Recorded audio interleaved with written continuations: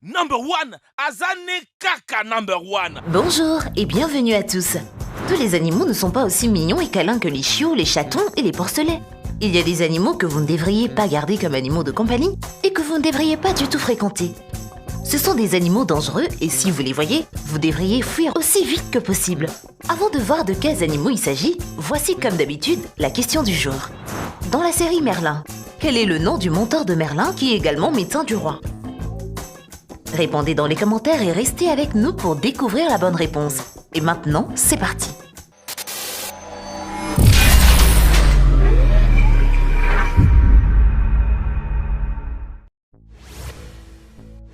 Et surtout, n'oubliez pas d'aimer et de vous abonner pour ne rater aucune de nos vidéos.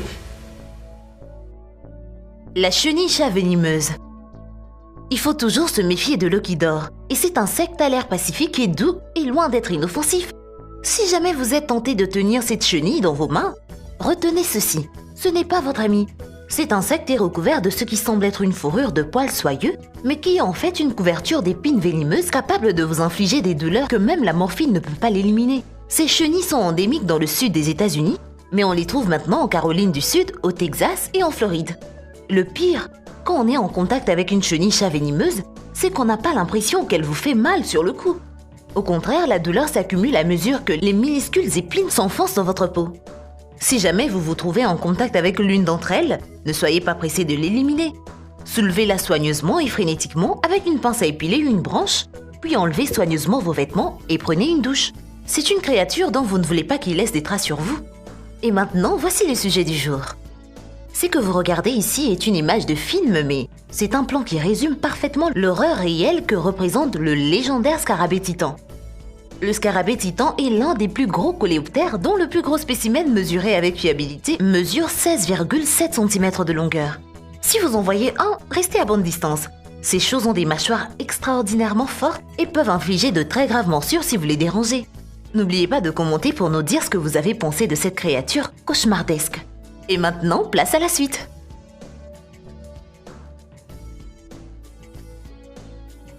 L'ambiplygie.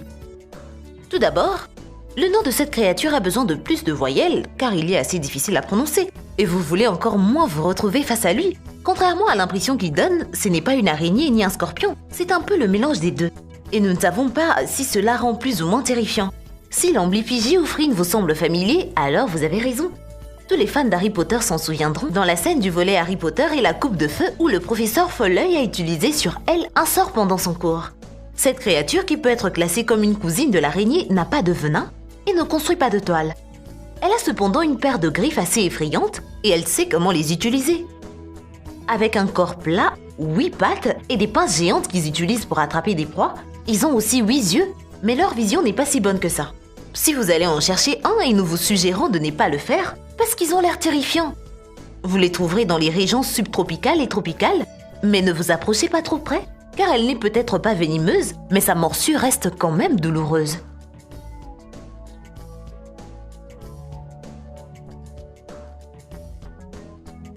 L'araignée Goliath. Tout d'abord, nous allons éclaircir quelque chose. Le Goliath bridéter, qui signifie mangeur d'oiseaux, est en effet une araignée géante. Mais ce n'est pas un mangeur d'oiseaux. Elle pourrait manger des oiseaux si rien d'autre n'est disponible et peut les dévorer sans aucun problème. Mais ce ne serait pas son premier choix. Maintenant, voici pourquoi vous risquez de fuir cette bestiole. L'araignée Goliath n'est pas l'araignée moyenne que vous accueillerez chez vous comme insecte de compagnie.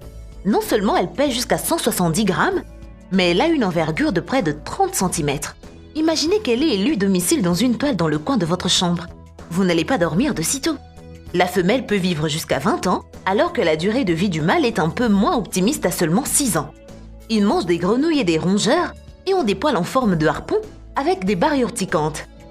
Ces poils sont frottés ensemble et tirés vers la peau et les yeux de toute personne et de tout ce qui tente de lui faire du mal. Mais sa réaction de défense n'est pas la chose la plus terrifiante de ce qu'elle a. L'araignée Goliath a des crochets de 2,5 cm de long qui pompent de neurotoxines dans sa proie. Il suit ensuite ce processus en liquéfiant ses dîners de l'intérieur avant d'entamer le processus de digestion. Bonne chance pour essayer de dormir ce soir.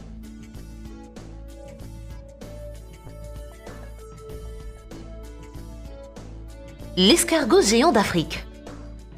Un escargot dangereux? Oui, c'est assez ridicule. Nous ne dirions pas que ce gastéropode est dangereux pour les humains, mais il est dangereux pour nos cultures et notre industrie agricole. Ce qui fait qu'il n'est pas du tout le bienvenu dans vos potagers. L'escargot géant d'Afrique est l'un des plus grands de son espèce. Il mesure près de 20 cm de long et 10 cm de haut. Il vit dans de nombreux pays du monde, mais il a tendance à se développer dans des conditions chaudes et humides, alors il ne va pas vous coincer et vous dévorer en entier. Cependant, il va causer le chaos partout où il se glisse. Il aime les plantes et décime les cultures et la verdure d'environ 5 types différents.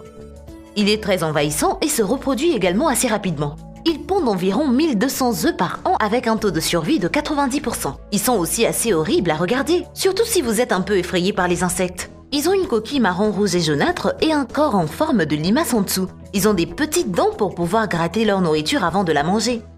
Bien qu'il ne soit pas dangereux dans le sens traditionnel du terme, vous ferez mieux de l'éviter celui-là.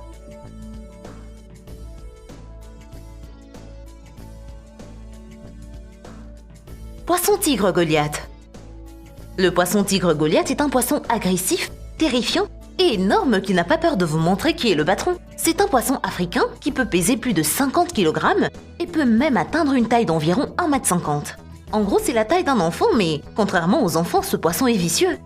Il a un comportement de prédateur exceptionnellement violent et n'a pas peur de se défendre s'il se sent menacé. Il a la bouche pleine de crocs semblables à des poignards, un corps musclé et un goût pour les crocodiles. C'est vrai que s'il trouve un crocodile assez petit, il le mangera pour le dîner et il ne se contentera pas de le manger délicatement. Il le déchiquettera littéralement avec ses dents pointues. Ils chassent en groupe, sont d'excellents nageurs et massacreront votre canne à pêche si vous en attrapez un. Heureusement, ils passent plus de temps à chasser qu'à se reproduire, ce qui signifie qu'ils ne sont pas une population de poissons sur le point de déborder des rivières et des lacs. Mais ils vous en verront quand même courir vers la terre ferme.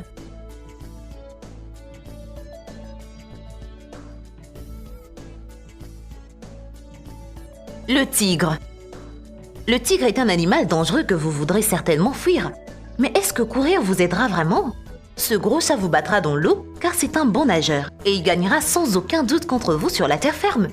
Après tout, ses pattes arrière sont plus longues que ses pattes avant. Ce qui signifie qu'il peut faire un bond de 6 à 9 mètres en un seul saut. Si vous pensez toujours pouvoir vous échapper, sachez qu'il peut aussi vous surprendre de nulle part grâce à leurs pieds géants et rembourrés.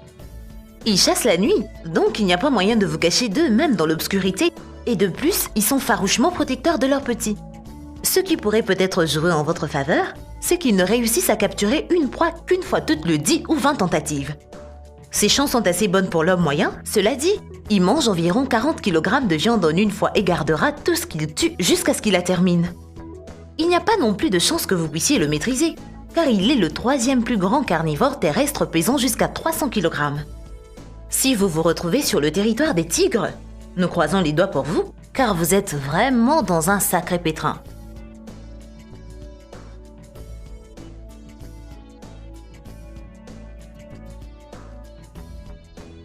L'escargot à cône.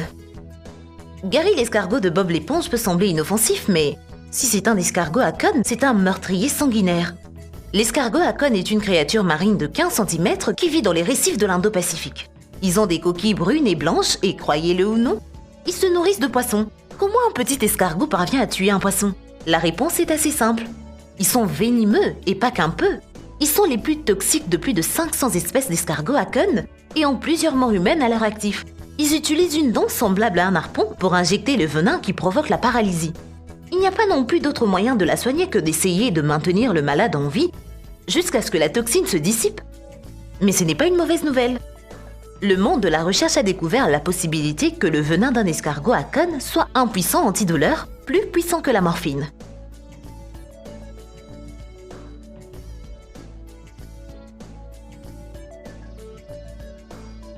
Et voilà, c'est tout pour aujourd'hui. La réponse à la question du jour, c'est Gaius. Merci à Pharaon Patrice pour son commentaire sur l'une de nos vidéos précédentes. Merci d'avoir été avec nous et à très bientôt sur Dr Bot.